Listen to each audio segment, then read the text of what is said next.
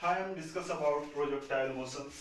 ये एक 2D motion है। देखो क्या होता है projectile motion. Projectile motion is a form of motion when object और particle thrown with some initial velocity. कोई हम ऑब्जेक्ट को क्या करते हैं, कुछ सम इनिशियल वेलोसिटी से क्या करते हैं, फेंकते हैं।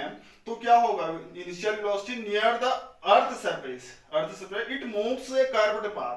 तो ये क्या करता है, अगर हम किसी चीज को अर्थ सरफेस से हम क्या करते हैं, कुछ इनिशियल वेलोसिटी से फेंकते हैं, कुछ इनिशियल वेलोसिटी से फेंकते हैं near the earth surface and it moves along A curved path under the action of gravity. तो ये क्या करते हैं, हम कुछ चीज फेंकते हैं तो under the action of gravity ये कर्व्ड पाथ में क्या करता है, ये मोशन करने लगता है under the action of gravity along the path followed projectile. तो पाथ क्या करता है, फॉलो करता है एक प्रोजेक्टाइल, मींस इसे हम प्रोजेक्टाइल मोशन कहते हैं। जो पाथ होता है उसे ट्रेजेक्ट्री कहते हैं।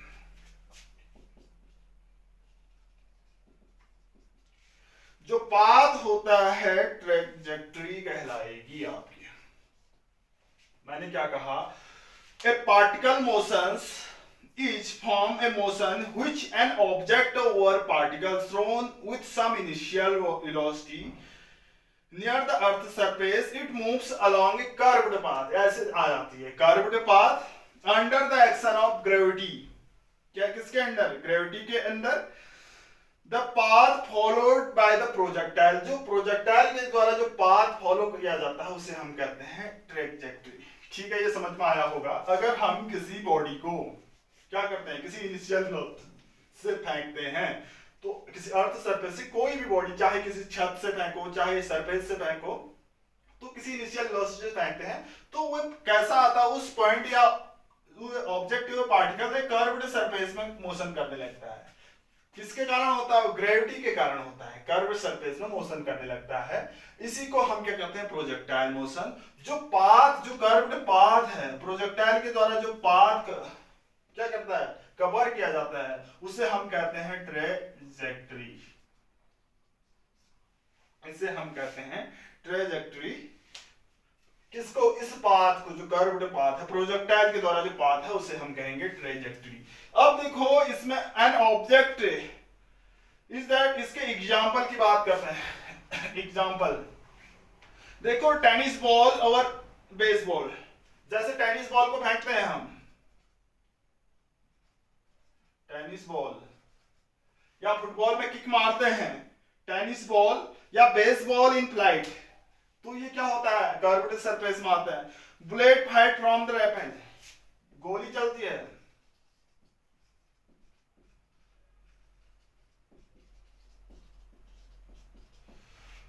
Bullet fire from the rifle, ये भी क्या होता है, एक कर्व्ड सरफेस। जैसे हम जा रहे हैं गाड़ी में, गाड़ी से किसी गाड़ी की खिड़की से कुछ चीजें फेंकते हैं तो वो भी कर्व्ड होता है। जैसे ट्रेन में चल रहे हैं, ट्रेन से कुछ विंडो से हम कुछ फेंकते हैं तो वो भी कर्व्ड होगा, वो भी प्रोजेक्टाइल मोशन होगा। जैसे हम और भी एग्जांपल बहुत सारे हो सकते हैं। जैसे हम कोई वाटर टैंक है, उसके आपके बॉटम में आप कोई होल कर देते हैं तो वहां से जो वाटर निकलेगा वो भी क्या होगा, प्रोजेक्टाइल मोशन होगा। ठीक है, ये सारे क्या है, एग्जांपल है। एथलीट, जैसे आपका क्या है, डिस्क है, थ्रो करते हैं, वो भी क्या होगा, किसी चीज को, वो भी प्रोजेक्टाइल मोशन होगा। ये क्या है, आपके एग्जांपल है। इसके assumption before the study of projectile motions, यानी इसके अजम्पशन क्या होता है, प्रोजेक्टाइल मोशन को स्टडी करने से पहले, तो इसमें कोई no frictional resistance of air, no frictional resistance of air resistance नहीं होना चाहिए। तो दूसरा है the effect of rotation of earth curvature, जो अर्थ क्या कर रही है, रोटेशन कर रही है, उसका इफेक्ट भी नहीं होता है, रोटेशन इफेक्ट नहीं होना चाहिए, रोटेशन इफेक्ट नेग्लिजिबल होना चाहिए, ये भी नेग्लिजिबल होना चाहिए, तभी ऊपर पैराबोलिक होगा। थर्ड है acceleration due to gravity is constant, ये भी क्या होना चाहिए, कांस्टेंट होना चाहिए, both the magnitude and directions all point during the motions. तो ये तो कुछ एजम्पशन है। अब देखो इसकी मैथमेटिकल एनालिसिस करते हैं हम, इसकी मैथमेटिकल एनालिसिस एनालिसिस, एनालिसिस। तो ये क्या है, सपोज हम कर रहे हैं, ये कोई प्लेन है, ये एक्स है, एक्सिस है, और ये क्या है, वाई एक्सिस है, सॉरी ये वाई एक्सिस है, यहां पर क्या है आपका ओ पॉइंट है, ठीक है। Projectile motion, O X is the horizontal और O Y is vertical lines, ठीक है। तो ओ क्या है, ओरिजिन है, ये क्या है आपका एक्स वाई प्लेन है, यानी 2D डायग्राम है।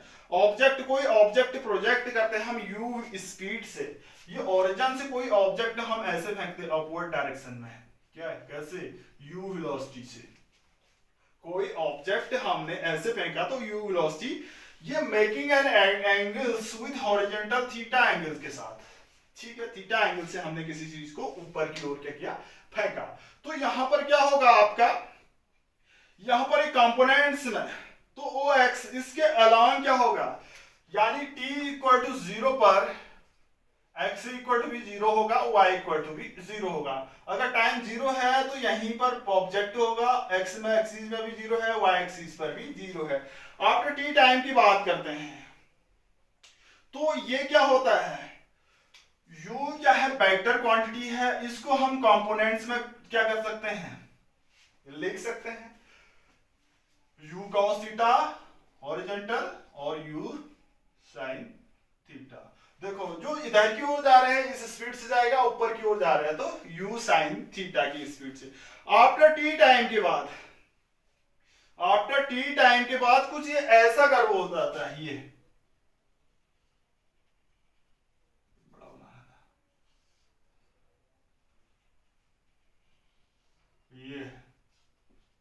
x। अब देखो इसमें क्या होता है, ये मैक्सिमम हाइट यहां पर अटेन की, सपोज यहां पर x और y है,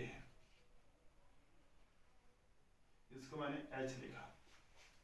अब देखो जो हॉरिजॉन्टल वेलोसिटी है u cos थीटा, किसी भी ऑब्जेक्ट को हम फेंकते हैं तो उसके दो कंपोनेंट वेलोसिटी होती है, ये तो क्या होगा, ये u cos थीटा तो क्या होगा आपका, हमेशा यहां भी u cos थीटा ही होगा, ये कांस्टेंट होगा। जब हम वर्टिकल मोशन कर रहे हैं ऊपर की ओर तो u cos थीटा क्या होगा, कांस्टेंट होगा। Only u sin theta changes होगा, किसके कारण, ग्रेविटी के कारण। ये ऊपर की ओर जा रहा है तो ये ग्रेविटी g क्या होगी आपकी, नीचे की ओर खींच रही होगी, इसके कारण ये स्पीड क्या होगी, इफेक्टेड होगी। जो हॉरिजॉन्टल स्पीड है ये क्या होगी आपकी, कांस्टेंट होगी, ठीक है। अगर हम बात करते हैं यहां पर भी हम कंपोनेंट्स में चेंज करते हैं तो यहां पर भी u cos थीटा ही होगी वेलोसिटी, u sin थीटा के कारण ऊपर की ओर, u cos थीटा के कारण 0। यहां पर जो वर्टिकल वेलोसिटी है u sin थीटा 0 होगी, ठीक है। मैक्सिमम हाइट पर u sin थीटा 0 होगी। उसके बाद ये नीचे की ओर आ रहा है, ये सपोज ये b पॉइंट लिख देते हैं हम, इसको a पॉइंट लिख देते हैं, तो ये यहां से यहां तक x, यहां से यहां तक ऊपर की ओर y है। तो देखो इसकी हम कैसे हम करते हैं, h क्या है, मैक्सिमम हाइट अटेन कर रहा है, उसके बाद नीचे की ओर आ रही है। तो सपोज करो किसी टाइम ऑब्जेक्ट रीच एट इस p पॉइंट पर, ये h हाइट है, p पॉइंट पर मिल रहा है किसी टाइम, तो y क्या होगी, वर्टिकल डिस्टेंस होगी। y क्या है, ऊपर की ओर की डिस्टेंस है, और x क्या है, हॉरिजॉन्टल डिस्टेंस है। तो मोशन अलोंग हॉरिजॉन्टल डायरेक्शन, इसमें कंडीशन लिख रहे हैं हम, motion along horizontal direction. Horizontal means इस वाली डायरेक्शन में, नीचे वाली, ऊपर की बात नहीं कर रहे हैं, ओ एक्स के अलोंग कर रहे हैं। देखो ओ एक्स के अलोंग, एक्स एक्सिस में जो हमारी वेलोसिटी है वो क्या है, कांस्टेंट है। जो u है ये क्या है, u cos थीटा, ये क्या है, स्पीड है, वेलोसिटी है, ये क्या है, चेंज नहीं हो रही है, यहां पर भी यही होगी, यहां पर भी होगी, ये क्या होगी आपकी, कांस्टेंट है, कांस्टेंट है। वेलोसिटी u cos थीटा क्या है, कांस्टेंट है। किसी भी पॉइंट की बात करते हैं हॉरिजॉन्टल में, हाँ हॉरिजॉन्टल मींस इधर को, तो वेलोसिटी कांस्टेंट है तो एक्सीलरेशन कितना होगा, एक्सीलरेशन भी क्या होगा, a जो होगा, कांस्टेंट है, वेलोसिटी कांस्टेंट है तो ये 0 होगी, ये समझ में आया। अगर हॉरिजॉन्टल डायरेक्शन में u cos थीटा कांस्टेंट है तो उसका एक्सेलरेशन क्या होगा, जीरो होगा। एक्सेलरेशन क्या होता है, change in velocity, change in velocity क्या है, जीरो है, तो एक्सेलरेशन भी जीरो होगा।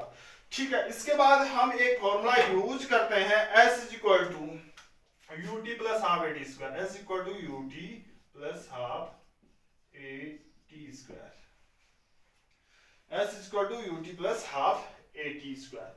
देखो s क्या है, horizontal direction, horizontal means x axis में जा रहे हैं, ये x डिस्टेंस कवर की, तो ये x हुआ। u क्या होगा, u cos theta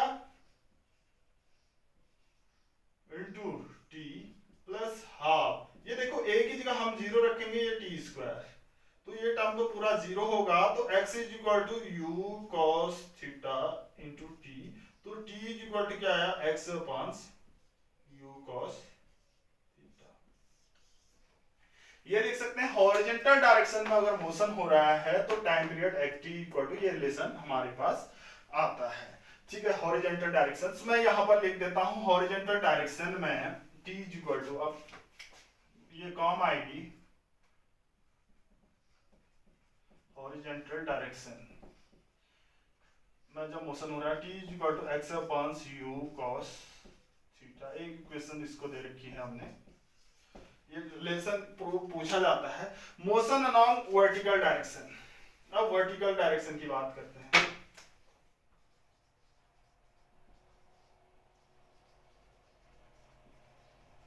vertical direction और ऊपर की ओर मोशन की बात कर रहे हैं, तो इसमें क्या होगा,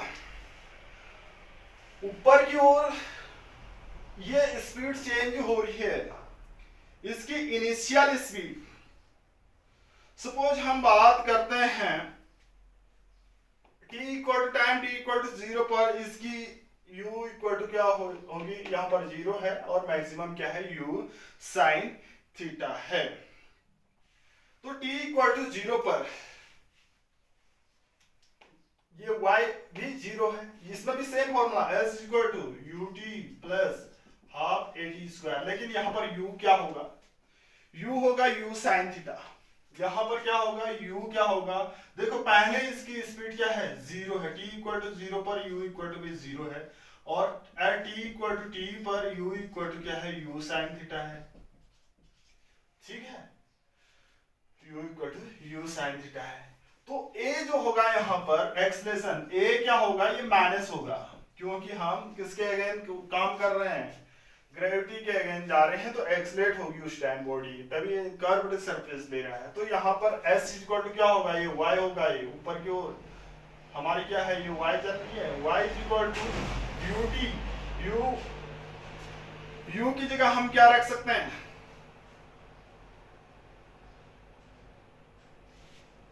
u sine theta into t plus half minus g into t square, लिख सकते हैं ऐसा। अब t की वैल्यू यहां पर पुट कर देते हैं, t की वैल्यू पुट करेंगे तो ये क्या होगा, y is equal to u sine theta into x upon u cos theta minus half g t square means x square upon u square cos square theta. इस u से ये u cancel out हुआ, sin theta upon cos theta tan theta होता है, तो y equal to ये x into tan theta minus half g upon u square cos square theta into x square. ये तो है आपका जो वर्टिकल मोशन है, ये हॉरिजॉन्टल डायरेक्शन में मोशन था, तो y is equal to x tan theta minus half g upon u square cos square theta, ये cos स्क्वायर होगा, cos square theta x square theta. तो ये इक्वेशन सबसे इंपॉर्टेंट है, this equation represents that parabola, ये equation क्या represent करती है, parabola, this equation represents a parabola and known as equation of trajectory of projectile। ये पैराबोलिक इक्वेशन है, तभी हम कहते हैं अगर किसी चीज को हम फेंकते हैं तो वो पैराबोलिक मोशन करता है, तो यही है, ये पैराबोला इक्वेशन है आपकी, y equal to x tan theta half g u square cos square theta x square, ये क्या नोन करते हैं? This equation represents parabola and known as equation of trajectory of projectile, यानी प्रोजेक्टाइल मोशन को represent करती है ये equation. Prove करो कि कोई ऑब्जेक्ट पैराबोलिक मोशन कर रहा है तो हमें ये फाइंड करनी पड़ेगी। ठीक है, ये तो है आपका हॉरिजॉन्टल डायरेक्शन में मोशन, ये आया। मोशन इन वर्टिकल डायरेक्शन में ये आया। यहां से हमें क्या प्रूव होता है कि ये मोशन क्या है? पैराबोलिक मोशन है। ठीक है, अब नेक्स्ट इसी के अंदर है इंपोर्टेंट टॉपिक है आपका time of flight. Time of flight, time of flight, it is defined as the total time of the projectile flight, that is the time during the motion projectile from O से B तक जाने में कितना time लिया, इसको हम T से denotate करेंगे, इसी को हम टाइम्स ऑफ फ्लाइट करेंगे। यहां से यहां तक पहुंचते में कितना टाइम लिया उसने, ये टाइम हम टू कंपोनेंट्स में डिवाइड कर रहे हैं। ठीक है, time taken by the object go from O to H या O टू P, इसे हम कहेंगे it is also known as time of ascent. Time of ascent, यहां से यहां तक दो पार्टों में, इसको हम स्मॉल t से लिख दे रहे हैं। ठीक है, दूसरा है the taken of the object to go from H to B, यहां से यहां तक आने में भी सेम टाइम लेगा, इसे टाइम ऑफ डिस्टेंस डिसेंट कहते हैं। टाइम ऑफ डिसेंट, ये भी सेम टाइम देगा। ठीक है, पहले हम एसेंट या डिसेंट की बात करते हैं तो टोटल टाइम जो होगा आपका t is equal to t plus t is equal to 2t होगा, ये होगा। This implies that t is equal to t upon 2 लिख सकते हैं एसेंट या डिसेंट टाइम की। देखो वर्टिकल कंपोनेंट ऑफ वेलोसिटी जो u sin थीटा है ना, यहां पर इसका वर्टिकल कंपोनेंट क्या हो जाएगा? 0 हो जाएगा। ये ऊपर यहां से चढ़ेगा नहीं तो u sin थीटा क्या हो जाएगा? यहाँ पर 0 हो जाएगा। तो यहां पर सेम इक्वेशन यूज करेंगे, v is equal to u plus at, v is equal to u plus at। अब देखो यहां पर इसका वर्टिकल इनिशियल तो u sin थीटा है, यहां पर पहुंचेगी तो u sin थीटा क्या हो जाएगी? 0 हो जाएगी। तो ये v क्या होगा? 0 हो जाएगा। u sin theta plus u sin theta plus की जगह a क्या होगा? एक्सलेट हो रही है बॉडी तो माइनस जी t की जगह t अपॉन 2 तो लिख सकते हैं ऐसा। तो यहां से टाइम ऑफ फ्लाइट कितना आएगा?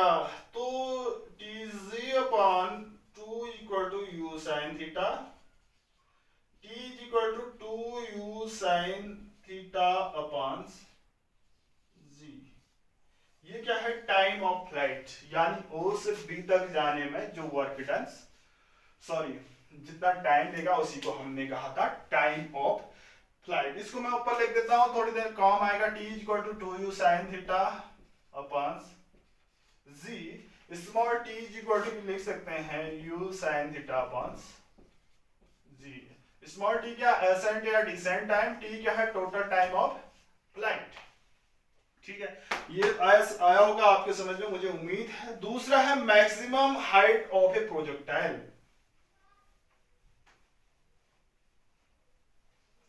Maximum height of A projectile,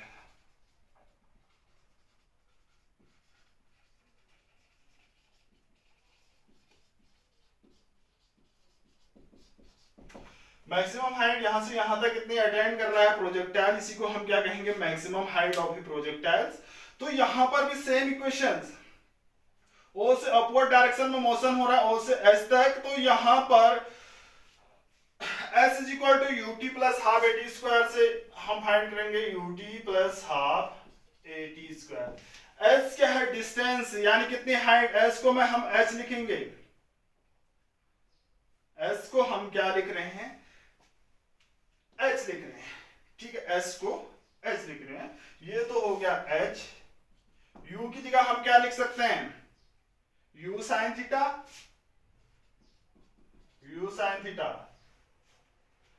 देखो यहाँ पर v तो 0 होगा, u sin थीटा यहाँ पर है, v 0 होगा, प्लस मैं माइनस लिख रहा हूँ, माइनस a की जगह जी माइनस जी लिखा into t square, putting this value in equation, इसमें ये t की वैल्यू, स्मॉल t की वैल्यू रख सकते हैं ut,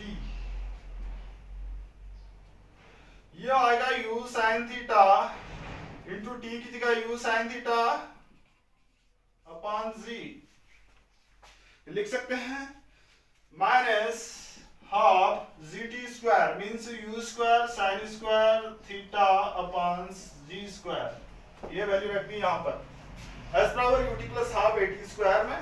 तो यहां से क्या आएगा, you square sine square theta upon ji, you square sine square theta upon जी, एक जी से जी कैंसिल आउट हुआ, ये भी आएगा you square sine square theta upon 2g। तो कम कर दो एलसीएम लेके या सीधे हो जा रहा है उसमें, तो h इक्वल टू क्या आएगा आपका maximum height u square sine square theta upon 2g, इतनी मैक्सिमम हाइट क्या करेगा वे, कवर करेगा। h equal to u square sine square theta upon 2g, ये मैक्सिमम हाइट होगी किसकी, यहां से यहां तक। अब ठीक है, इसके बाद horizontal range of a projectiles, ये नोट किया होगा, हॉरिजॉन्टल रेंज ऑफ प्रोजेक्टाइल। देखो हॉरिजॉन्टल रेंज मींस ये रेंज जो होगी कितनी डिस्टेंस कवर करेगा आपका, यानी horizontal range of the projectile defined as the horizontal distance covered projectile during the time of flight, इस दौरान कितनी डिस्टेंस कवर की उसने, distance is equal to, suppose मैंने इसको r से डिनोट कर रखा है, o से b तक r क्या है, डिस्टेंस है, तो ये r हमें फाइंड करना है कैसे। देखो आपका क्या होता है, डिस्टेंस इज इक्वल टू क्या होता है, distance is equal to speed into time, distance into speed into time या वेलोसिटी इनटू टाइम। तो डिस्टेंस हमारी r है, हॉरिजॉन्टल डायरेक्शन में जो स्पीड है आपको u cos थीटा है, कांस्टेंट है, हम पहले ही पढ़ चुके हैं, u cos थीटा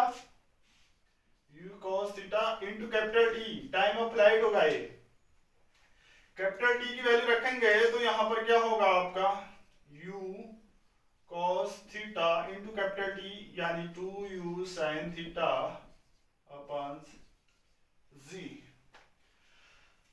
ठीक है, ये बनेगा आपका u 2 sin theta cos theta upon g, इसको हम क्या बोलते हैं, हाफ एंगल फॉर्मूला है sin 2 theta, sin a 2 sin 2a इक्वल टू 2 sin a cos a होता है, तो ये हाफ एंगल फॉर्मूला, तो u sin 2 theta upon half angle फॉर्मूले से 2 थीटा अपॉन जी, ये क्या होगी इसकी हॉरिजॉन्टल डिस्टेंस होगी, u equal to sin 2 theta upon जी।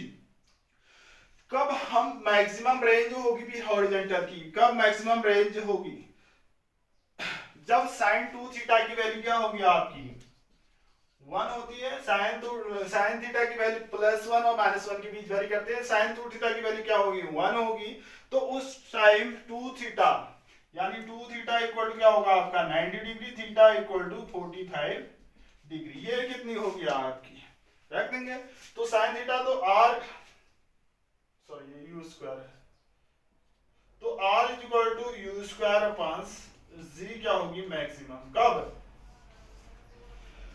जब थीटा क्या हो गया आपका 45।